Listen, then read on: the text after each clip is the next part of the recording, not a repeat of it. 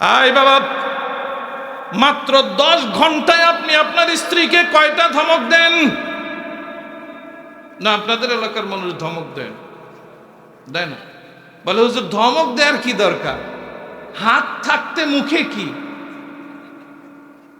বুঝেন না এই কথাটা? হাত থাকতে মুখে কি? এবার আসুন, আপনি আপনার স্ত্রীর গায়ে হাত উঠাইতেছেন, আপনি আপনার স্ত্রীকে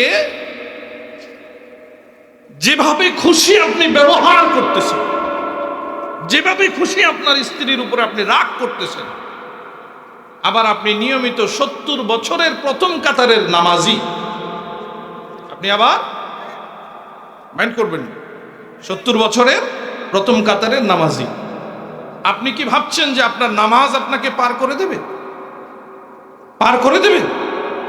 কসম খোদা, কসম খোদা, আপনি যত বড় মুত্তাকি হন না কেন, আপনার স্ত্রী যদি আপনার বিরুদ্ধে দাঁড়ায় যায়, ঠিক তেমনি ভাবে আপনার স্বামী যদি আপনার বিরুদ্ধে কাল হাসরের মাঠে দাঁড়ায় যায়, কোনো একদিনের ধমকের কারণে, কোনো একদিনের অধিকার বঞ্চিতকরণের কারণে, কোনো একদিনের অবহেলার কারণে, কোনো একদিনের তার সাথে ঠাট্টা বিদ্রুপ করে তাকে হারাম কাজ করার কারণে যদি আপনার স্ত্রী আপনার বিরুদ্ধে একদিনের জন্য দাঁড়ায় যায়, আপনার স্বামী আপনার বিরুদ্ধে একদিনের জন্য দাঁড়ায় যায়, সব আমল শেষ হয়ে যাবে, সব শেষ হয়ে যাবে।